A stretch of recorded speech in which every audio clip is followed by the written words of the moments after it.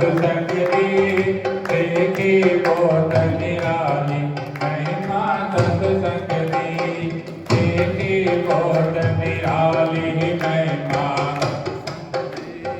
देखी बहुत निराली महिमा सत्संग दी सत्संग योत्तम तीरथ भाव सत्संग योत्तम तीरथ सज्जन करते एक कमाई सज्जन करते एक कमाई ओ सदा रहे खुशहाल महिमा सत्संग दी देखी बहुत निराली महिमा सत्संग दी देखी बहुत निराली मैं सत्संग दी देखी बहुत निराली महिमा सत्संग दी सत्संग में सब मिल करिया सत्संग में सब मिल करिया ओ जीवन अपना सफल बना जीवन अपना सफल बना ओ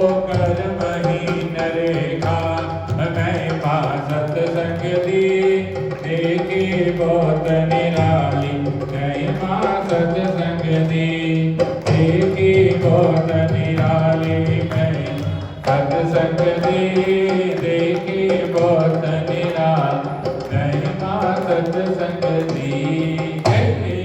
सत्संग है जो आपके जीवन को धन्य बना सकता है। धन्य घड़ी सोई जब सत्संगा। और जीवन में ये सत्संग ही आपके जीवन का बदलाव कर सकता है।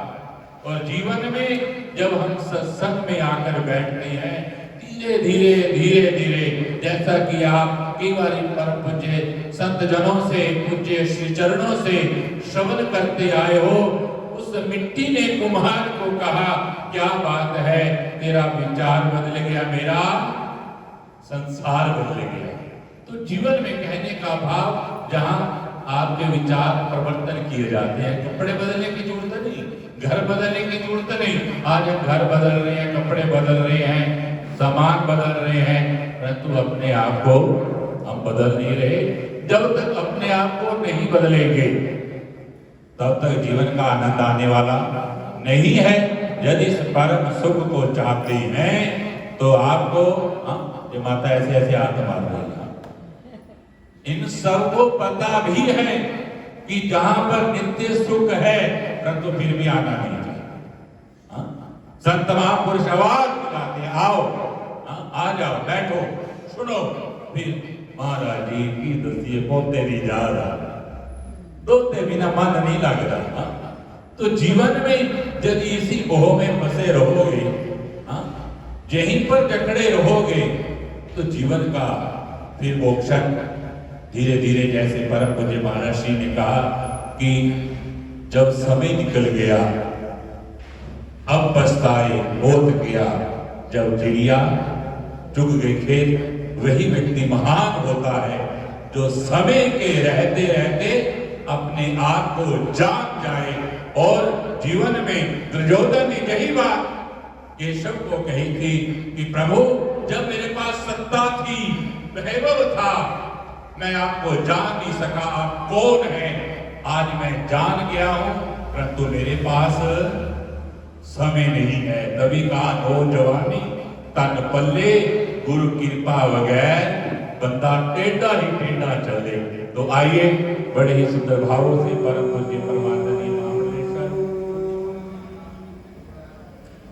विश्वं दर्पण दृश्यमान नगरी तुल्यं निजान्तर्गतम्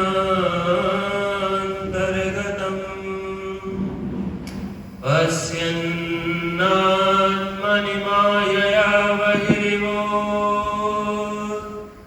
भूतं यथा निद्रया यः साक्षात् कुरुते प्रबोध समये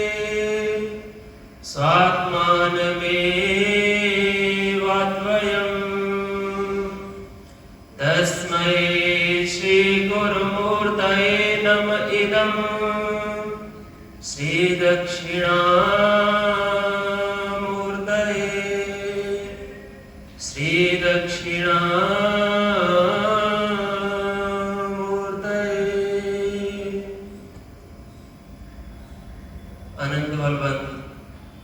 स्वयं प्रभु भगवान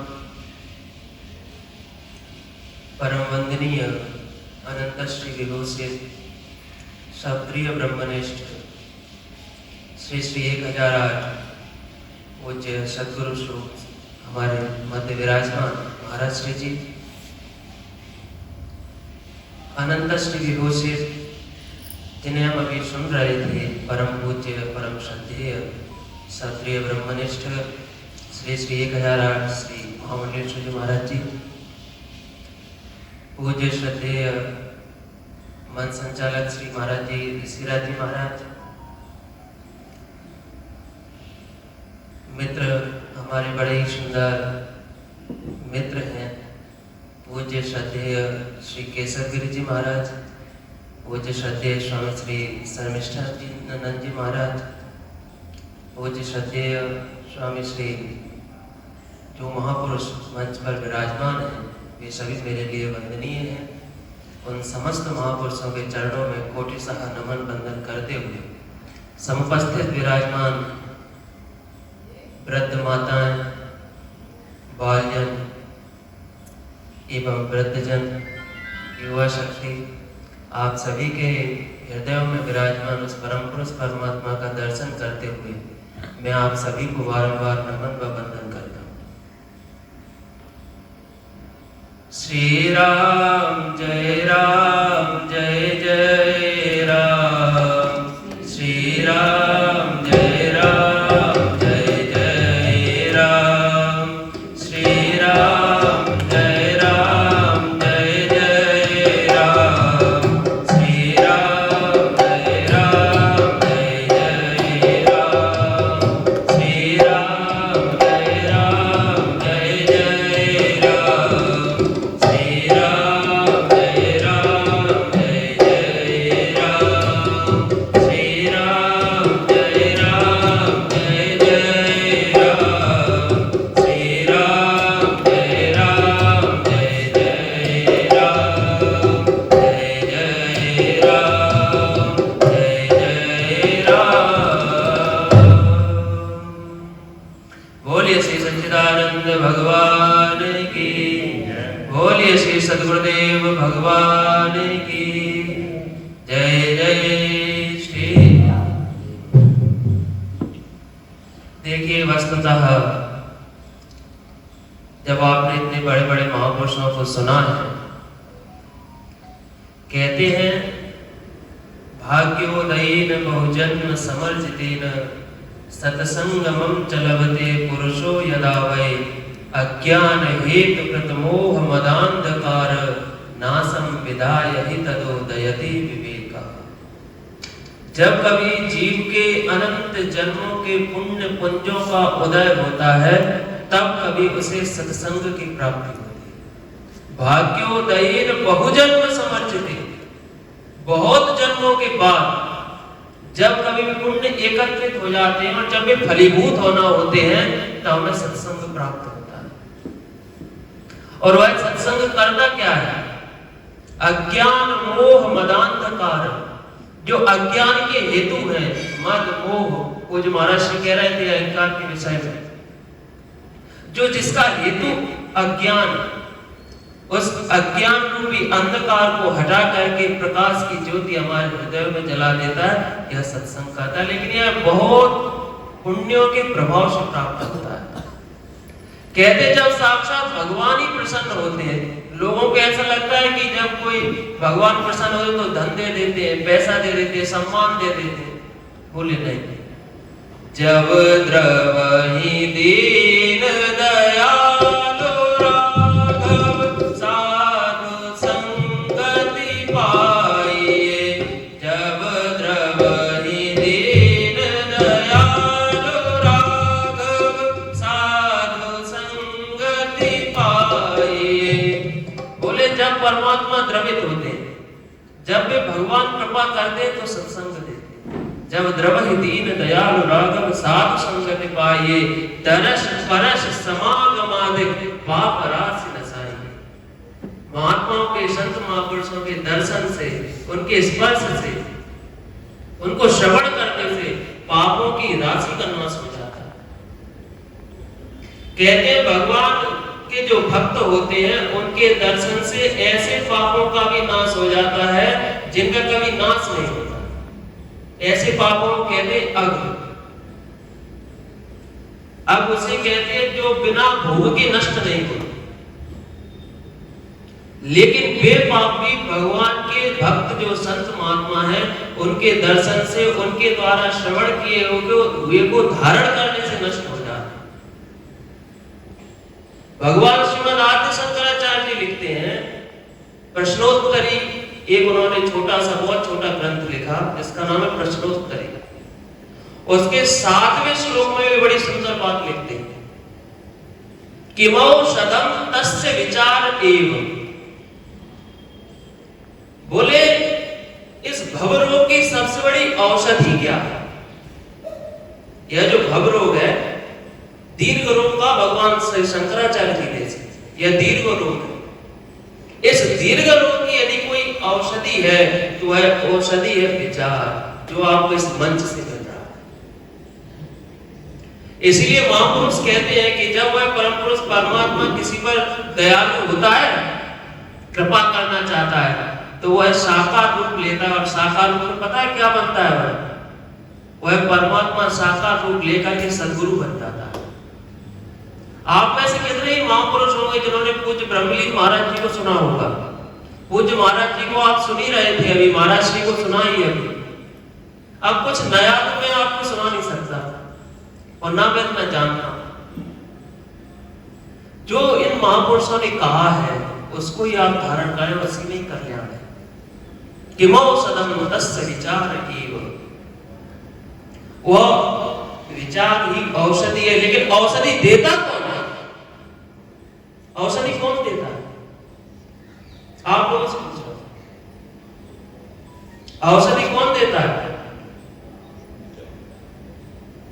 औषधि कौन देता है? माता जी यही हो आप लोग या कहीं और चले गए? औषधि कौन देता है? औषधि देते हैं वैद्य। कौन देते हैं? वैद्य। जब कोई परीक्षण कर लेते हैं कि रोग कैसा है, रोगी के अनुसार भी औषधि देते हैं। और वैद्य कौन है? सद्गुरु वैद्य वचन विश्वास। सद्गुरु वैद्य वचन विश्वास। संजय विषय के आशा। सद्गुरु वैद्य वचन विश्वास। सद्गुरु वैद्य वचन विश्वास। सद्गुरु वैद्य वचन विश्वास। वह वैद्य कौन है? वैद्य है सद्गुरु। श्री गोस्वामी जी लिखते हैं उत्तरकांड में, सद्गुरु वैद्य वचन विश्वास। सद्गुरु रूपी वैद्य के वचनों का यदि हम विश्वास कर लें तो वह औषधि निश्चित रूप से हमारे काम आ जाएगी। और वे तो कृपा करेंगे। देखिए वेदांत में 4 कृपाएं बताई जाती हैं। वेदांत शास्त्र में मूल रूप से 4 कृपाओं का वर्णन प्राप्त होता है। सर्वप्रथम कृपा है ईश कृपा। कौन सी कृपा? पहली कृपा ईश कृपा। तो ईश कृपा आप सब पर है कि नहीं है? है कि नहीं? इससे बड़ी ईश कृपा क्या होगी? सद्गुरु का सानिध्य प्राप्त है, मानव शरीर प्राप्त है। दूसरी सबसे बड़ी कृपा है सद्गुरु कृपा। तो वह भी मुझे लगता है कि अपन सब पर तो है ही, मुझ पर भी है। मुझे महाराज श्री का सानिध्य है, यहाँ बैठे हुए आप सब पर भी है कि नहीं? आप सबने अपने जीवन में सद्गुरु कृपा को अनुभव किया कि नहीं किया? सद्गुरु कृपा की। तीसरी कृपा कहते हैं शास्त्र कृपा। जो शास्त्र सद्गुरु जी ने दिए, उन शास्त्रों के प्रति हमारी श्रद्धा आस्था का होना। जब उन पर हमारी श्रद्धा होती है तो वे शास्त्र की कृपा करते हैं। शास्त्र निर्जीव नहीं होते, सजीव होते। भगवान कहते हैं श्रुति स्मृति ममई वाक्य, भगवान की आज्ञाएं जीवंत भगवत स्वरूप। और चौथी कृपा होती है आत्म कृपा, स्वयं के द्वारा स्वयं पर कृपा। तीनों कृपाएं हैं कि नहीं है? चौथी में थोड़ी मिस्टेक हो सकती है, लगभग चौथी भी है कि यहाँ आकर के हम बैठे हैं, लेकिन मुझे लगता है कि कहीं थोड़ी बहुत त्रुटि है भी, तो वो केवल आत्म कृपा में, क्योंकि हम वो जो औषधि है उसे ठीक प्रकार से ले नहीं पा रहे। सदगुरु तो हमें दे रहे हैं, लेकिन हम उसे ले नहीं पा रहे। और ले क्यों नहीं पा रहे? ले क्यों नहीं पा रहे? ले इसलिए नहीं पा रहे क्योंकि कहीं ना कहीं हमारी बुद्धि, कहीं ना कहीं हमारा अहंकार बीच में आ जाता है। हमारी बुद्धि सत्संग में यहां बैठ करके जो कुछ संतजन कह रहे हैं, बोल रहे हैं, अभी तो बहुत अच्छी लग रही है बात, बहुत अच्छी लग रही है, लेकिन यहां से जाते ही, घर पर पहुंचते ही जब बुद्धि ने कुतर्क किए कि अरे कहीं सत्य बोलने से काम चलेंगे, कुछ ना कुछ झूठ तो बोलना ही पड़ेगा, संसार में रहना है। बोले वो तो महाराज श्री जी की बात है, ऐसा हम थोड़ी कर सकते। अरे परमात्मा कहीं ऐसे नहीं मिलते। बोले हमारे परिवार में किसी को नहीं मिले। इसके वेद में एक बड़ा सुंदर मंत्र प्राप्त होता है, उसे कई कई प्रकार के संत महात्मा कई कई प्रकार से उसका अर्थ करते हैं। कोई कहते हैं कि यह द्वैतवाद का है, कोई कहते हैं विशिष्टाद्वैतवाद का है, कोई कहते हैं अचिंत्याचिंत भेद का है, कोई कहते हैं अद्वैतवाद का है। द्वा सुपर्णा संयुजा सखाया समानम वृक्षम परिशस्व जाते तयोरन्यः पिप्पलम स्वादवत्य नश्नन्यो अभिचार स्मृति।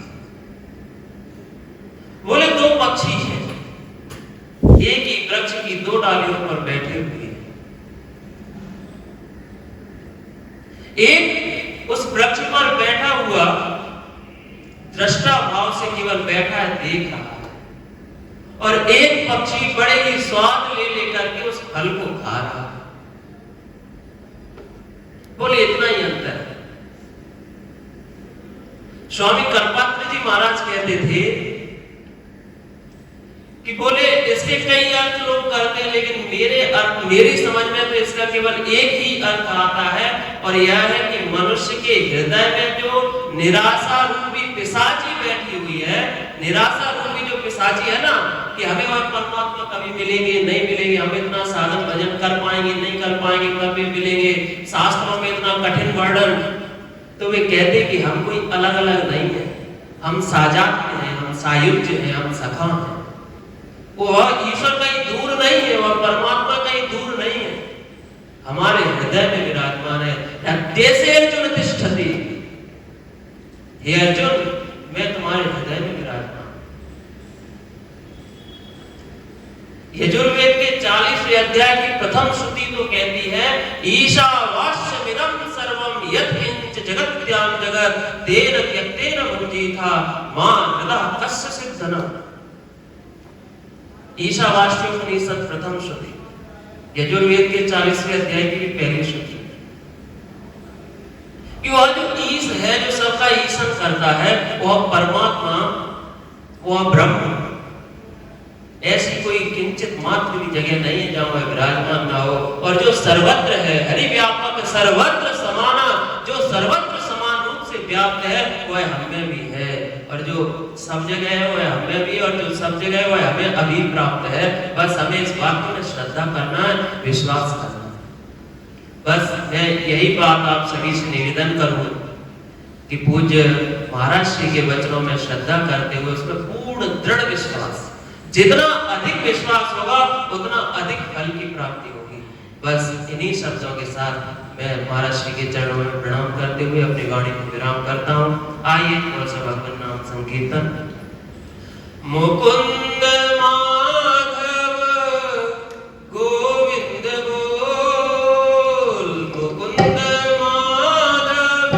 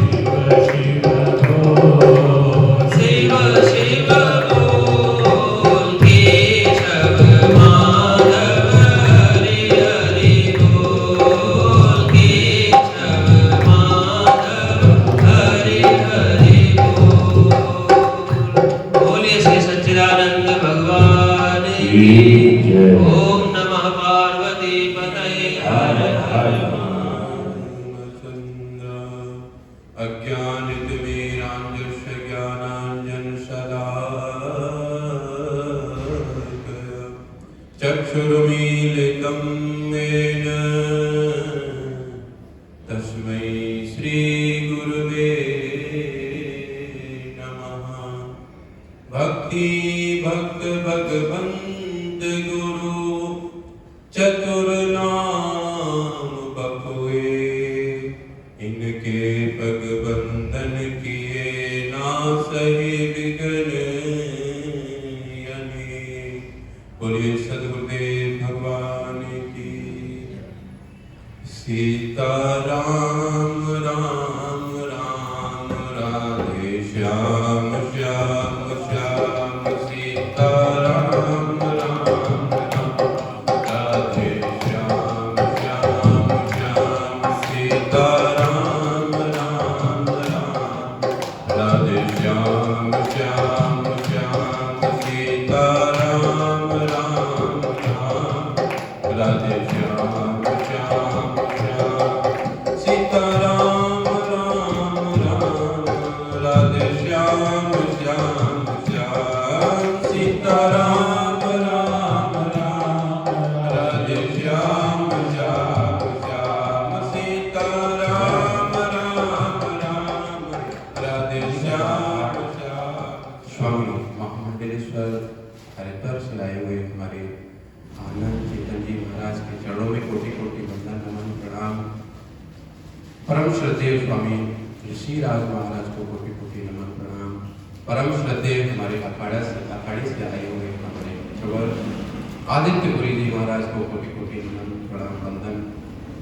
और मंचासीन श्री भगवान के अनुग्रह प्रग्रह संत भगवान आप सभी को मैं नमन वंदन प्रणाम करता हूँ।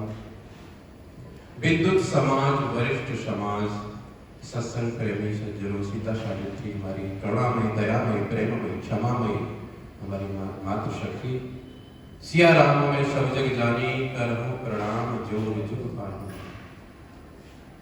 नर में नारायण को देखते हुए जगत में जगन्नाथ को देखते हुए आज इस 50वां भक्ति वेदांत विराट सम्मेलन में हम आज पुनः इस बार उपस्थित हुए हैं एक जिज्ञासा लेकर के अपने जीवन को सार्थक करने के लिए। हमारा जीवन सार्थक हो जाए इन महापुरुषों का दर्शन करने से ही। उसके बाद ऐसी भूमि मिल जाए, ऐसा भारत देश मिल जाए और ऐसे संतों का सानिध्य मिल जाए तो क्या कहने, सोने पे सुहागा हो जाए, ये जीवन धन्य हो जाए। मनुष्य जन्म तो सभी ले लेते हैं, हम भी मनुष्य हैं। और जो बाहर रेडी चला रहे हैं, रिक्शा चला रहे हैं, वो भी मनुष्य हैं। और जो शाम को पी करके पूरी रात सड़क पर नंगे वस्त्रों से, नंगे वस्त्र शरीर पर नहीं और पड़े हुए हैं, मलमूत्र त्यागा हुआ है, वो भी मनुष्य ही है। फर्क सिर्फ इतना है कि हमें संत महापुरुषों का सानिध्य मिला हुआ है। ये हमने धारणा बनाई हुई है। सबसे अच्छी बात है कि जीवन हमारा सरल बन जाए, सात्विक बन जाए, सार्थक हो जाए।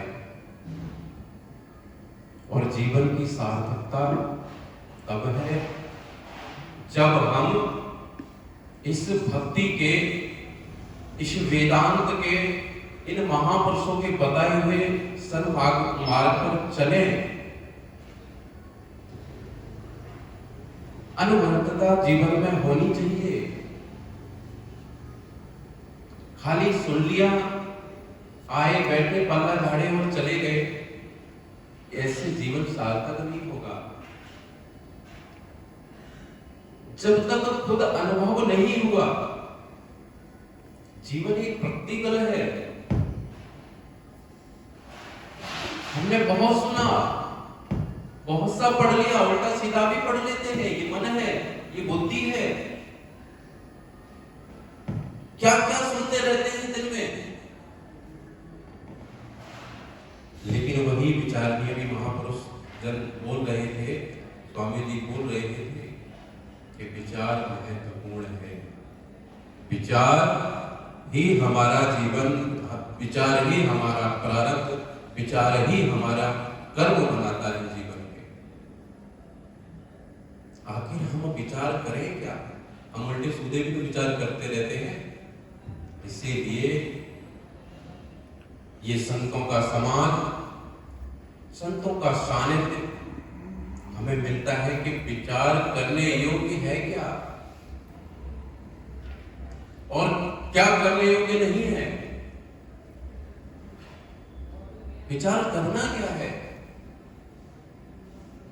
कितनी योनियों के बाद, 83,99,999 योनियों के बाद हमें मनुष्य शरीर मिलता है। वो तो हम अब जब जान जाते हैं, जब जागृति आ जाती है, तब पता लगता है कि हमें कितना सुंदर मनुष्य शरीर मिला है। उसके पहले हमें क्या क्या करना पड़ता है, उसका विचार किया है? ये साधारण नहीं मिल गया। 9 महीने मां के गर्भ में उल्टा लटकना पड़ता है। आप जीवन में कभी अनुभव करके देखिए कि जब अंधेरा हो, खुद की पहचान ना हो, हमारा मंतव्य क्या है, गंतव्य क्या है, प्राप्तव्य क्या है, हमें जाना कहां है, किस लिए हम आए हैं और है कहां। हे मेरे राम, हे गोविंद, हे नाम, बाहर निकालो। जीवन की शाम बुझी जा रही है, जीवन की शाम ढली जा रही है, अंधेरा आ रहा है। विचार किया है कभी शाम होते देखिए? जब आप विचार करेंगे जीवन में तो एक एक क्षण का अनुभव होगा। ये दिन निकला जा रहा है, आखिर क्या कारण है, हमें क्या प्राप्त करना है, हमें जीवन कैसा बनाना है। ये खाने पीने सोने में, विषय भोगों में ही जीवन निकला जा रहा है। ये विचार करने योग्य नहीं है क्या? विचार करना क्या है? शाम ढल रही है, ढलती शाम को देखिए और विचार करिए। ऐसे ही हमारी जीवन की भी शाम ढल रही है। एक दिन सूर्य ये जीवन का अस्त हो जाएगा, उसके बाद क्या करेंगे उसके बाद? इसीलिए वही विचार हम अपने धारण करें कि हमें जाना कहां है, हमें करना क्या है। बहुत से लोग जीवन को व्यर्थ में कमा करके बोल देते हैं, अरे क्या करना है, इतना सुंदर जीवन मिला है, भोगो। और कि कल की किसने देखी है, जो होगा देखा जाएगा। इतनी जल्दी बोल देते हैं जो होगा देखा जाएगा। विचार नहीं किया। हम सब कुछ देख पा रहे हैं, सुन पा रहे हैं, भक्ति का आनंद उठा पा रहे हैं, संतों का सानिध्य हमें मिल पा रहा है, इनकी वाणी हम सुन पा रहे हैं।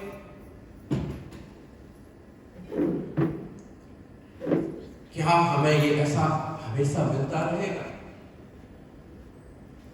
पशुओं को आप देखिए, कुत्ते को आप देखिए, तमाम आप जीवों को जब देखेंगे तब पता लगेगा कि जीवन इतना कठिन है। जब जीवों को, दुखी जीवों को जब हम देखते हैं तो अपने अब विचार करिए बैठ के।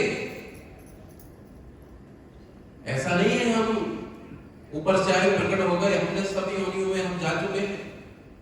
शर्म आता है तो हम अच्छी तरह समझ जाते हैं क्या स्थिति होगी। कारण ये है, जितने भी प्राणी हैं, जितनी भी योनियां हैं, सब हमने भोगी हुई है। इसीलिए हमें अनुभव तुरंत होता है। क्या वो महसूस करते होंगे वो जीव। इसीलिए मनुष्य शरीर मिल गया, बड़े भाग्य मानुष तन पावा। सुर दुर्लभ सदगृद्धन गावा, ये बहुत दुर्लभ है। और वही महापुरुषों ने कहा है कि ये क्षण भंगुर भी है, बहुत दुर्लभ से मिला।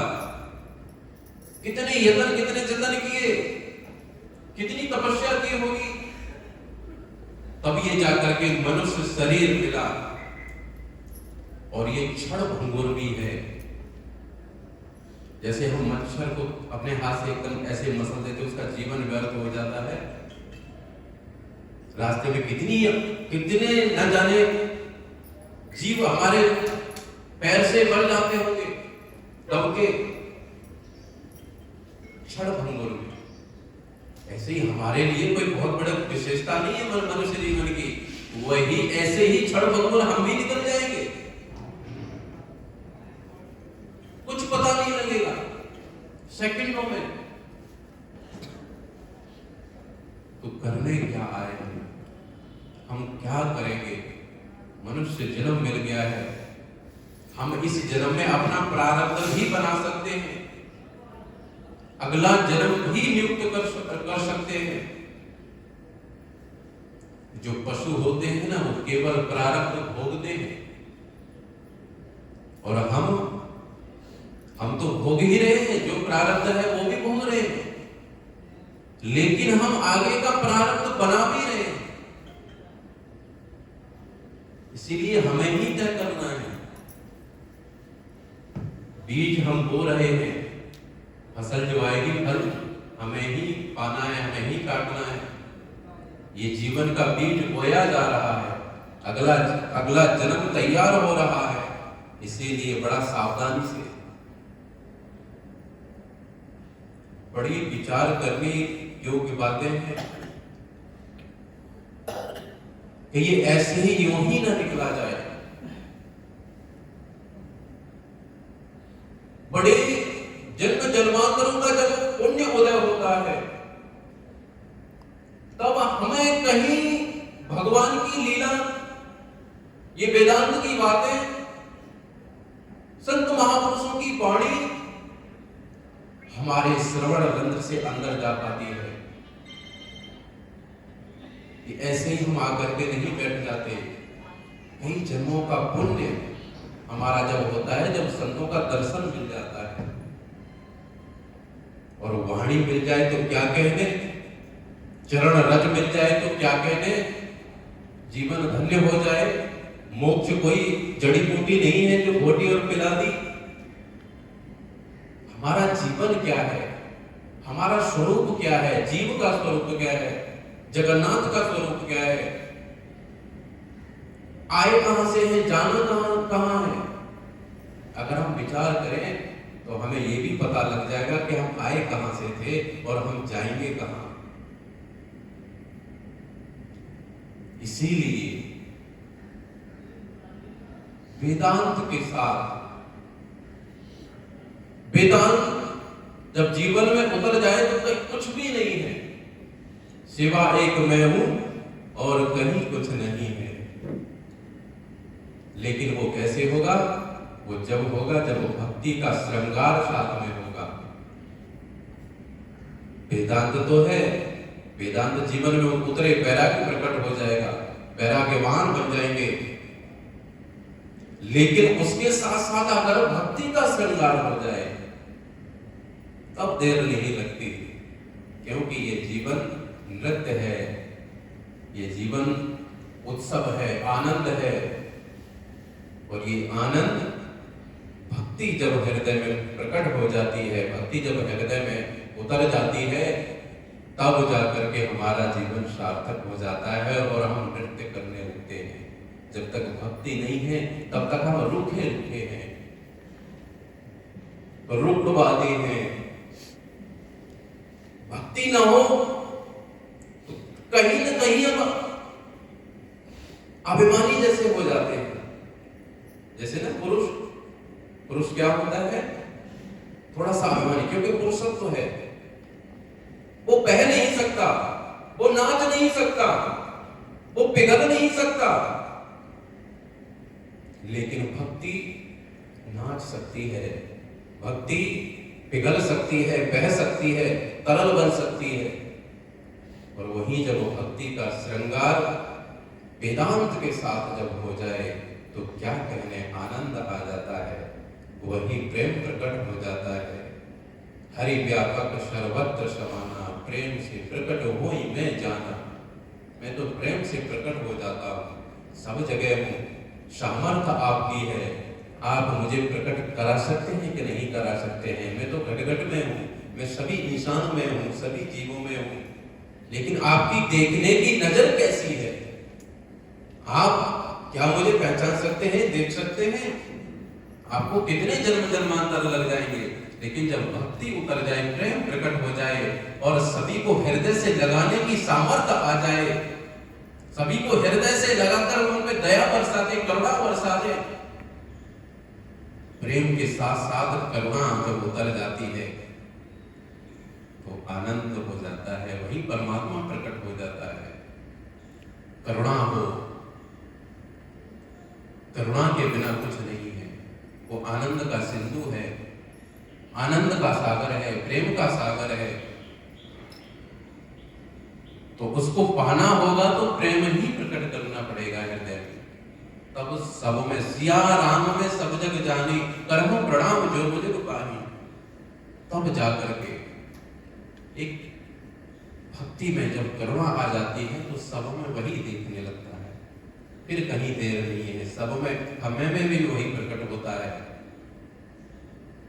एक गज भी उसको बुला सकता है, चींटी भी उसको बुला सकती है, लेकिन भक्ति साथ साथ जब वो हमारे वेदांत के साथ, ज्ञान के साथ, प्रफुल्लता के साथ जब भक्ति का समन्वय हो जाए तब देर नहीं लगती।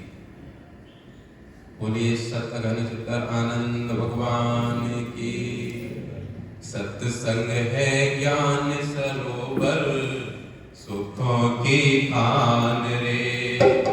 सत्संग है ज्ञान सरोवर, सुखों की खान रे। सत्संग से ही मिल जाते सचमुच भगवान रे। सत्संग से ही मिल जाते सचमुच भगवान रे। सचमुच भगवान रे, सचमुच भगवान रे। सचमुच भगवान रे, सचमुच भगवान रे। सत्संग है ज्ञान सरोवर, सुखों की खान रे। सत्संग है ज्ञान सरोवर। बोले सतगुरुदेव भगवान की। इन्हीं शब्दों के साथ मैं अपनी वाणी को विश्राम देता हूँ। ओम शांति शांति शांति। अज्ञानी जगत को सत्य मानता है, यथार्थ मानता है, वास्तविक मानता है। भाई सपना देखने वाला जो सो रहा है, सोता हुआ आदमी सपना देख रहा है, उसमें क्या उसे सपना झूठा लगता है? बोलते ही नहीं। जब सोते हो, सोते समय सपना देखते हो, नोट की 2000 नोट का एक बंडल मिल जाए तो उस बंडल को लेके खुश होते हो कि दुखी होते हो? क्यों? असली लग रहा है, असली भले जगने पकवाने झूठा ही था, बेकार ही था, तो खुश हो गए थे। तो जगने पर उसको भले लगे कि तो बेकार था, कुछ नहीं था, तो तब तो वो सही लगता है। इसी प्रकार से अब आप जो देख रहे हो दुनिया को, वो तुम्हें सत्य लगती है। अब आपको, क्योंकि आप वहां पहुंचे नहीं। जगने पर भ्रम दूर हो जाता है। तो वैसे ही बोध होने पर, आत्म बोध होने पर ये संसार सब कैसा लगता है? नीरस लगता है, शुष्क लगता है, व्यर्थ लगता है, किसी काम का नहीं लगता है। कौन? संसार। फिर काम का नहीं लगता है। जैसे आप उधर जाओ गोरखपुर साइड में, अयोध्या की तरफ, तो वहां लोग को लड़ मचा देते हैं। किस मचा देते हैं? सकोरे में चाय पी, सकोरे में चाय पीने के बाद दोबारा दूसरी चाय पीते नहीं। एक बार पीने सकोरा बेकार हो गया कि नहीं हो गया? अब सकोरा सामने रखा किसी काम का है? लोग जिस पत्तल में आपने रोटी खा ली दोबारा उसमें खाओगे? जिस रेपर से दवाई निकाल दी है, गोली निकाल दी है, तो बेकार हो गया नहीं हो? जिस पुड़िया में पहले दिन दवाई बांधी थी वो कागज बेकार हुआ कि नहीं हो गया? तो जैसे जिस रेपर में गोली थी खा ली, अब वो बेकार हो गया। पुड़िया दवाई खा ली, वो कागज बेकार हो गया। पत्तल में रोटी खा ली, पत्तल बेकार हो गया। कुल्हड़ में चाय पी ली, कुल्हड़ काम का नहीं जाता। पक्का है, ये पक्का है। तो जिस प्रकार से प्रयोग करने के बाद वो तुमको व्यर्थ लगता है, ठीक ऐसे ही ज्ञान होने के बाद आपको संसार भी ऐसा ही। जब तक नहीं खाओगे तब तक यदि आपने पत्थर फाड़ दी तो महाराज कहे पत्थर फाड़ता है, पत्थर फाड़ दी, गिरास कर दिया। क्यों? अभी जिस चीज है वो काम ही नहीं हुआ है। काम फिर पहले महाराज उठा फेंका भाई बोले ना भाई पत्ता है भाई गिलास फेंको, क्योंकि बेकार हो, क्योंकि व्यर्थ। तो संसार में जो भी ये जगत हमको दिख रहा है, आत्म बोध होने के बाद ये सब वैसे ही हो जाते हैं जैसे सब रीपर वगैरह ये सब चीजें, पर आत्म बोध होने के बाद, भंडारा होने के बाद पत्तल सकोरा ये सब के सब बेकार।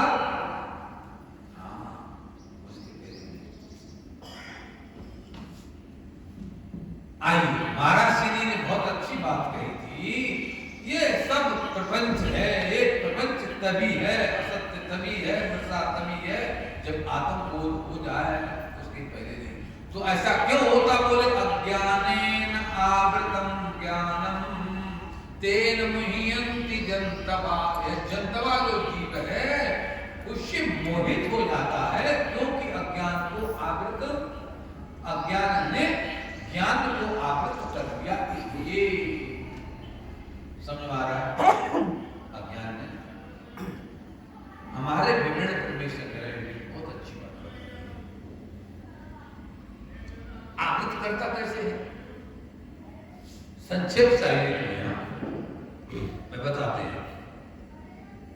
आश्रयत्व विषयत्व भागिनी निर्विभाग चित्तरेव केवला।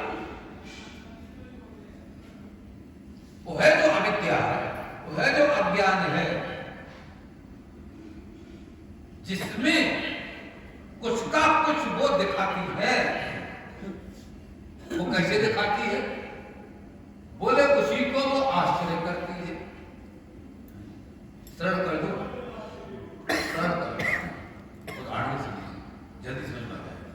एक मदारी ढोलकी बजाता है, ढोलक से बजाता है बाजार में, और तुम सब इकट्ठे हो जाते हो और वो एक ऐसा कुछ करता हाथ में लेता है और यूं 4 बार घुमाएगा और ऐसे करेगा।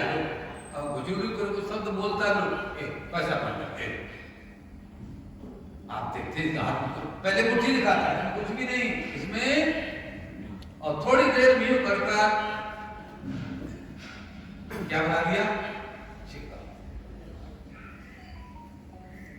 वो सम्राट जरूर है, हम लोग पगला नहीं है भोजन करने के का स्वामी। और मैं बगल में था, हमारी घड़ी थी, घड़ी दीजिए कितने बजा, मैं कितने बजे, और फिर वो थोड़ी देर किया, घड़ी बदल किया, कितना बजा, टाइम हमारा समझ गई, उसने कुछ नहीं छुआ छुआ दी। उसने अखबार पढ़ा तो वो काटा, अखबार को तोड़ा और तोड़ करके यूं करता रहा, और उसी अखबार के टुकड़े उसने 100-100 का नोट ढेर लगा दिए। मेरी आंखें खा नहीं पाता, और सारे मना में वो भंडारा था, सारे बड़े-बड़े बैठे थे और सारे मिल क्या, तो क्या था उसने जो जादू दिखाया? वो क्या था? वो था आश्रयत्व विषयत्व भागिनी निर्विभाग चित्तरेव केवला। जैसे उसने ने वो दिखाया। इसी प्रकार से विभिन्न संक्षेप चारित्रिक कार कहते हैं कि यह जो परमात्मा है, जिसमें जो दिखाता है उसके स्वरूप को ढक देता है। कैसे ढकता है? बोले तो है जो अविद्या है, तो है जो अज्ञान शक्ति है, उसको पहले आवृत करती। क्या करती है? पहले उसका आश्रय लिया, देखिए उसका आश्रय लिया, उसमें आके वो टिकी, आश्रय तुम, फिर उसको विषय बनाया और विषय बना के उसका दिखा दिया। है ब्रह्म, है ब्रह्म, और उस ब्रह्म को आश्रय दिया। उस विद्या ने, माया ने आश्रय लेकर के क्या दिखा दिया? अज्ञान में ये सब दुनिया दिखा दी, दुनिया बना के दिखा दी। ठीक ऐसे जैसे उसने सिक्का दिखा दिया, नोट दिखा दिए, कुछ का कुछ दिखा दिया। यदि वास्तव में नोट निकालने वाला हो तो क्यों घूम रहा है? क्या कुछ नहीं। तो कहा आश्रित विषय भागिनी निर्विभाग चित्तरेव केवला। हमको ऐसा दिखता है, होता नहीं, विपरीत बोध है। क्या है? उस शक्ति के द्वारा विपरीत उल्टा बोध हुआ है। क्या जाता? उल्टा है, विपरीत क्या है? और हम उस विपरीत को सत्य मान लेते हैं। क्या मान लेते हैं? यथार्थ मान लेते हैं, यही सत्य है, और हमें दृढ़ता हो जाती है और बिल्कुल आप सत्य मानते हैं, बिल्कुल आप यथार्थ उसे प्रयोग करते। आप यहां पहुंचे, आश्रम में बोलते, अब संन्यास आश्रम आ गया, संन्यास आश्रम बोलते ना। अच्छा सही बोले, गलत बोले? संन्यास आश्रम आ गया, रिक्शा रोक दो, रिक्शा रोक दो, संन्यास आश्रम आ गया, उतरना है। संन्यास आश्रम आ गया, सही बोला कि बोला? बोलती इसको कहो, हम आ गए संन्यास। क्या बोला? संन्यास आश्रम आ गया, आपने गलत बोला, सही नहीं बोला, झूठ बोल रहे। आपको महाराज सही बोल रहा हूं, संन्यास आश्रम आया ही नहीं, संन्यास आश्रम नहीं आया, आप गलत बोल रहे हो। आया कौन? मैं। आया कौन? रिक्शा। आया कौन? हम आए। हम आए तो हमने कहा संन्यास आश्रम आ गया, और दृढ़ता हो गई है, संन्यास आश्रम आ गया। नहीं, घर आ गया है, स्टेशन आ गई है, बस अड्डा आ गया है, जीटी रोड आ गया है। क्या वो आ गया? कुछ नहीं आता। आता कौन? हम कहते क्या है? कहते क्या है? वो आ गया। इतनी आपको दृढ़ता हो गई है, परिपक्वता हो गई है, हम जो कह रहे वो सही कह रहे हैं। ऐसे ही समझ लो, दुनिया में जो कुछ आप कह रहे हो, जो बर्ताव कर रहे हो, जो बर्त रहे हो, वो सब नहीं। शंकरं शंकराचार्यं केशवं बादरायणं सूत्रभाष्यकृतौ वन्दे भगवन्तौ पुनः पुनः। ईश्वरो साम सदाशिव, उस परम पिता परमात्मा की कृपा से ये विराट वेदांत सम्मेलन, जिसकी नींव हमारे गुरुजनों ने रखी और वर्तमान की स्थिति में उनकी ही छत्र छाया में बैठकर हम खुद को जानने का प्रयत्न कर रहे हैं, उसी के लिए यहाँ पर सभी जगह से महापुरुषों का आगमन हो रहा है। अभी अभी अपने जिनके मुखारविंद से अमृत वर्षा श्रवण की, उसके पूर्व में इस कार्यक्रम के जो हमारे अध्यक्ष है, हमारे बड़े भ्राता परम आदरणीय अर्चनीय वंदनीय परत स्मरणीय महामंडलेश्वर स्वामी जी महाराज श्री जी, जिनके मुखारविंद से अभी अभी हम अमृत वर्षा श्रवण कर रहे थे, हरिद्वार से पधारे हुए हमारे परम आदरणीय अर्चनीय वंदनीय परत स्मरणीय 1008 महामंडलेश्वर स्वामी अनंत चेतन सरस्वती जी महाराज श्री जी, मंच का संचालन कर रहे हमारे ऋषि जी महाराज, हमारे अखाड़े से परम आदरणीय हमारे आदित्य गुरु जी महाराज, हमारे गंगोत्री से आए केशवानंद जी महाराज श्री जी हमारे बगल में बैठे हुए महाराज श्री जी, मंच पर उपस्थित सभी संत महात्मागण, आप सभी भक्तिमती माता और देवियों, अभी हम श्रवण कर रहे थे माया के आवरण से ज्ञान को ढका हुआ है, निश्चित है मनुष्य का लक्ष्य है। आसमान में यदि हम मिट्टी का ढेला फेंकते हैं तो वो कहाँ गिरता है? इस धरती के ऊपर ही गिरता है। गुरुदेव जी कहते हैं यदि हम किसी वैज्ञानिक को पूछेंगे तो वो क्या कहेगा? पृथ्वी के अंदर गुरुत्व आकर्षण है। ये हमारे विज्ञान के अंदर हम पढ़ चुके हैं, इसलिए स्वाभाविक है पृथ्वी के अंदर गुरुत्व आकर्षण है, इसलिए वह मिट्टी का ढेला नीचे आया है। लेकिन वही बात हमारे शास्त्र को यदि पूछते हैं तो गुरुदेव जी कहते हैं कि ये पृथ्वी का जो गोला ऊपर गया है ये पृथ्वी का स्वरूप है, ये पृथ्वी का स्वरूप है। कितना ही ऊंचा फेंको वो अपने स्वरूप के साथ मिलने के लिए उसी दिशा में अग्रसर होगा। गर्मी के समय में समुद्र के अंदर बहुत बाष्पीभवन होता है, कहते हैं वो जल जो है बाष्प का रूप लेकर आसमान में चला जाता है, पहाड़ों कंगराओं में चला जाता है, वर्षा के रूप में इस धरा के ऊपर गिरता है, लेकिन निकलता कहाँ पर है? समुद्र की तरफ निकलता है। उसका प्रवास जारी रहता है। कब तक उसका प्रवास जारी रहेगा? जब तक वो अपने उस लक्ष्य को प्राप्त नहीं करता तब तक उसका प्रवास जारी रहेगा। हमें ये मनुष्य चोला मिला है, निश्चित है कई बार यहाँ पर हम आए हैं, कई बार हम किसी और लोक में रहे हैं, लेकिन निश्चित है कि कहीं ना कहीं चूक हो रही है, कहीं ना कहीं माया का आवरण हमारे ऊपर भारी पड़ रहा है। इसलिए हमें ये मनुष्य चोला धारण करना पड़ रहा है। आगम शास्त्र में 5 कृपा बताई गई है। 3 कृपाओं का वर्णन हम हमेशा श्रवण करते हैं, उत्पत्ति, पालन, संवार। इन 3 कृपाओं को हम हमेशा श्रवण करते हैं, लेकिन माया भी परमात्मा की ही कृपा है, और 5वीं जो आगम की कृपा है, अनुग्रह भी परमात्मा की ही कृपा है।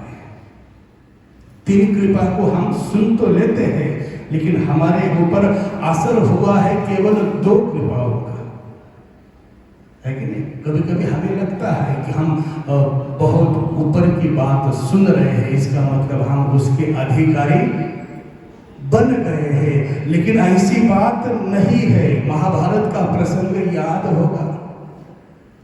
पहले अध्याय में अर्जुन को जो शोक हुआ है, अर्जुन जो है क्या है? योद्धा है, लेकिन पहले अध्याय में जिस तरह से अर्जुन बोल रहा है उस तरह से ऐसा लग रहा है कि यह अर्जुन किसी गुरुकुल से आया हुआ है। लेकिन भगवान जब कहते हैं कि हे अर्जुन त्रैव्यम मास्मकम पार्थ, अर्जुन तू वैसी बात मत कर, अनार्य दुष्ट, तू आर्य है, अनार्य नहीं है। तेरा स्वभाव आर्य का है, अनार्य का नहीं है। तू प्रवृत्ति मार्ग पर चल रहा है, निवृत्ति मार्ग पर तू नहीं चल रहा है। ध्यान रखना, हमारे यहाँ 2 धाराएं हैं, प्रवृत्ति मार्ग और निवृत्ति मार्ग। जो व्यक्ति धर्म को मानता है और कभी कभी भ्रमित हो जाता है तो उसके लिए जो है धर्म का उपदेश देना जरूरी है और वो सहायक भी बनता है। लेकिन जो धर्म को मानता ही नहीं है उसके सामने हम धर्म का कितना भी उपदेश दे उसका फर्क नहीं पड़ता। भगवान कहते हैं अर्जुन तू बड़ा अच्छा है, तू आर्य है, तू धर्म को मानने वाला है, लेकिन तुझे भ्रम हुआ है। तुझे भ्रम हुआ है, तूने जो श्रवण किया है, हमारे यहाँ अन्योन्याध्यास कहते हैं उसको, जो चीज जिसमें नहीं है उसमें भाषित होना, धर्म में अधर्म भाषित होना, कभी कभी अधर्म में भी धर्म भाषित होना। बोले महाभारत के शुरू में धृतराष्ट्र ने युधिष्ठिर के पास किसी को भेजा, बोले जा उसको मेरा संदेश बता दे। धर्मराज को वो संदेश दिया जा रहा है। अरे देखो, छोटा बालक होता है कि नहीं, छोटे के सामने कभी कभी कहा जाता है, बड़ा भी बैठा हो छोटा भी बैठा हो, कभी कभी कहा जाता है ये बड़ा वाला, बड़ा क्या है, बड़ा वाला नालायक है, जो बड़ा अच्छा है, इसका मतलब वो गलत हो गया क्या? आज धृतराष्ट्र संदेश दे रहा है, हे युधिष्ठिर तुम तो समझदार हो, तुम तो बड़े हो, दुर्योधन कैसा है, वो तो गलत है, नालायक है, उसकी बात को छोड़ दो, तुम तो क्या हो, समझदार हो। इस बात का प्रभाव युधिष्ठिर के ऊपर तो नहीं हुआ, लेकिन उसका प्रभाव किसके ऊपर हो गया, अर्जुन के ऊपर हो गया। अर्जुन के ऊपर जब उसका प्रभाव हो गया तो वही बात आज अर्जुन भगवान के सामने कर रहा है कि हे प्रभु, जो मेरे सामने खड़े हैं वो तो मेरे अपने हैं। भगवान कहते हैं युद्ध के पहले तुझे पता था, जो अधर्म का सहारा लेता है, अधर्म के मार्ग पर चलता है और अधर्म के मार्ग पर चलते हुए यदि कोई आश्रय देता है, भले ही वो धर्म का सहायक हो, उसको भी क्या करना पड़ता है, दंड देना पड़ता है। तुम सब जानता था हे अर्जुन, तेरे ऊपर उस बात का असर हुआ है, तो उस बात को यहाँ पर लेकर आया है और ये परिस्थिति के लिए भी अनुकूल नहीं है। क्यों? क्योंकि अभी थोड़ी देर में युद्ध प्रारंभ होने वाला है। तू आर्य है, अनार्य नहीं है, तुझे ये बात शोभा नहीं देती है। कभी कभी हो जाता है, जिस माहौल में हम बनते हैं, रहते हैं, उसका असर हो जाता है। कभी कभी हम भी सत्संग सुनते हैं कि नहीं, कभी कभी हमें भी जो है लगता है कि अब हम क्या हो गए, ज्ञान को प्राप्त हो गए, हम बिल्कुल इस तरह से हिलाते, ऐसा लगता है कि अरे बिल्कुल आप इसने ज्ञान को प्राप्त कर लिया है। आज भगवान कहते हैं अर्जुन, तू वो नहीं है जो बना था। थोड़ी समय पहले तू विराट की नगरी में क्या था, तू नपुंसक नहीं है, तू हिजड़ा नहीं है। जो तूने स्वरूप धारण किया था, जो तूने रूप धारण किया था, वो तेरा स्वभाव नहीं है। परिस्थिति को देखकर तेरी ये भुजाएं बहुत बड़ी बड़ी थी, दूसरा कोई तू रूप धारण नहीं कर सकता था, इसलिए तुझे कुछ समय के लिए क्या बनना पड़ा, वो तेरा स्वरूप नहीं है, लेकिन उसका असर तेरे ऊपर अभी यदि तू इस युद्ध के मैदान में दिखाता है वो गलत है। क्योंकि बचपन से तूने जो अध्ययन किया है वो अध्ययन केवल आगे वाले को समाप्त करने के लिए ही किया है।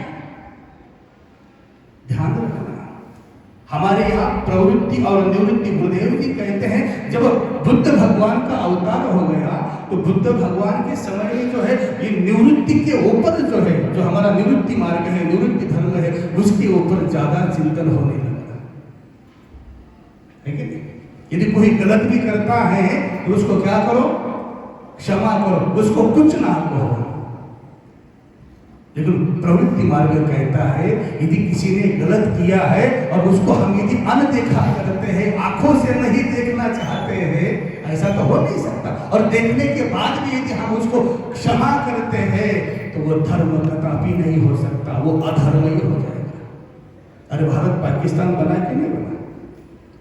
पहले भी वोटिंग हो गई थी, मुस्लिम लोग मुसलमानों को वोट देते थे, हिंदू लोग हिंदुओं को वोट देते थे, 95% लोगों ने उस पक्ष में वोट दिया है कि पाकिस्तान बनना चाहिए। लेकिन उस समय में भी जो है कुछ ऐसे निवृत्ति का सहारा लेकर, क्षमावादी का सहारा लेकर बात करते गए, नहीं, उनको तो इसमें जो है सभी का दोष नहीं है। और बाबा 95% लोगों ने नहीं बोलो, उनको क्या कर दिया, उनको भ्रमित कर दिया। अरे भ्रमित भी कर दिया हो, लेकिन फिर भी वो भी दंड के अधिकारी है। आज उनको यदि आप जो है क्षमा करेंगे तो आने वाले समय में क्या होगा, बड़ा प्रतिकूल माहौल बनेगा। और वो माहौल कितने साल हो गए, 70-75 साल हो गए, वो माहौल आज हमें दिखाई दे रहा है। इसलिए है अर्जुन, तू प्रवृत्ति मार्ग पर है, तूने जिनको देखा है सामने, उनके प्रति यदि तेरे मन में दया भाव है और इसी दया का यदि तू अनुसरण करेगा, और उसका भी यदि मैं अनुमोदन करता हूं कि जो तू कह रहा है वो बिल्कुल सही है। जिसने पाप किया है उसको तो दंड मिलना चाहिए, लेकिन पाप करने वाले को यदि कोई आश्रय दे रहा है उसको दंड नहीं मिलना चाहिए। तो है आर्य, तेरे लिए ने पुण्य का मार्ग नहीं बनेगा, तेरे लिए ये पतन का मार्ग बनेगा। ये तेरे लिए स्वर्ग का राह नहीं दिखा सकता, ये तेरे लिए पतन का राह दिखा सकता है। इसलिए चिंतन करना है कि गुरुदेव जी कहते हैं, यदि मैं प्रवृत्ति मार्ग पर हूं तो प्रवृत्ति मार्ग का सहारा लेकर ही हमें एक एक चीज का वाद करना है और समझना है कि मैं किस मार्ग का अनुयायी हूं। तू नपुंसक नहीं है। यहां पर पुरुष के बारे में भी बात कही गई है, जो पूर्ण स्वरूप है, जो पूर्ण रूप पुरुष है, पूर्णत्वात् पुरुष, जो पूर्ण स्वरूप है तो वो केवल परम पिता परमात्मा ही है। परम पिता परमात्मा के अलावा इस संसार में कोई भी पूर्ण नहीं है, और जो पूर्ण के लिए प्रयत्न करेगा कोई ना कोई चीज छूट ही जाती है। इसलिए जिसका जो अधिकार है उस अधिकार को हमें वर्तमान में समझना पड़ेगा कि मैं कहां पर हूं। यदि कोई कहता है कि ये कर्म अच्छा है और ये अच्छा कर्म यदि मैं कर सकता हूं तो क्या मैं इसका अधिकारी नहीं बन सकता हूं? गुरुदेव जी कहते हैं बिल्कुल नहीं बन सकता है। यदि कोई व्यक्ति कहे कि नहीं, मैं पड़ोसी की जो औरत है उसका बहुत बढ़िया तरह से ध्यान रख सकता हूं, उसको मैं बहुत प्यार दे सकता हूं, इसका मतलब ये नहीं है, गुरुदेव जी कहते हैं कि वो उसका अधिकारी बनेगा। तेरा अधिकार किसमें है? किसी राजा ने किसी महात्मा को पूछा, बोले यदि मैं ये कर्म करता हूं तो क्या बोले मेरा इसका अधिकार नहीं है? बोले नहीं। यदि क्षत्रिय है तो क्षत्रिय को राजसु यज्ञ करने का अधिकार है, और ब्राह्मण है तो ब्राह्मण को वाजपेय यज्ञ करने का अधिकार है। अपने अधिकार को न जानते हुए यदि हम अनगलत चेष्टा करते हैं, इसलिए हम जो श्रवण करते हैं, क्या इस चीज को श्रवण करने के लिए जो गुरुदेव जी कह रहे हैं अभी मैं उस सीढ़ी पर पहुंचा हूं या नहीं पहुंचा हूं? यदि थोड़ी देर के लिए भ्रम हो जाता है तो वो भ्रम हमारे लिए दुख का कारण बनता है। महात्मा ने कहा नहीं, बोले ऐसा नहीं हो सकता। महात्मा को बड़ा क्रोध आ गया, गुस्सा आ गया, बोले इसको प्रैक्टिकल करके दिखाना पड़ेगा। महात्मा ने खड़े होकर कहा, ऐ सिपाहियों पकड़ो इस राजा को, इसको लगा, उसको 2 दंड लगा। राजा ने देखा, बोले महात्मा थोड़ी देर पहले ठीक ठाक था, इतने में क्या हो गया? तो राजा को बड़ा क्रोध आ गया। राजा ने कहा, ऐ सिपाहियों पकड़ो इस महात्मा को, लगा 2 डंडे लगा। गुरुदेव जी कहते हैं सिपाहियों ने पकड़ लिया इसको, महात्मा 2 डंडे लगा दिए। राजा महात्मा हंसने लगा, बोले राजन, जो वाक्य मैंने बोला वही वाक्य आपने भी बोला, लेकिन मेरे वाक्य को किसी ने स्वीकार नहीं किया, लेकिन आपके वाक्य को स्वीकार किया है। क्यों? क्योंकि ये वाक्य कहने का अधिकार मेरा यहाँ पर नहीं है, यहाँ पर आपका ही अधिकार है। मैं कहाँ तक पहुंचा हूं, मेरी साधना कहाँ तक पहुंची है, इसका चिंतन करना है। जब एक एक सीढ़ी हम ऊपर चढ़ते हैं तो माया का आवरण अपने आप छूट जाता है। ठीक है, माया ने ज्ञान के ऊपर वो आवरण डाला है, उस आवरण को हटाने के लिए महापुरुषों का सत्संग हम श्रवण कर रहे हैं। एक एक सीढ़ी हम ऊपर चले, ये मनुष्य जोड़ा मिला है, उसी के अंदर ये सत्संग हम श्रवण कर सकते हैं। तो बड़े हम भाग्यवान हैं, हमारे गुरुजनों ने ये विशाल परंपरा चलाई है। इस परंपरा की हम अनुयायी बने हैं तो हम खुद को भी भाग्यवान समझते हैं। आप सबके लिए मंगल कामना करते हैं और वाणी को गुरु चरणों में समर्पित करते हैं। हरि ओम तत्सत, हरि ओम तत्सत, हरि ओम तत्सत।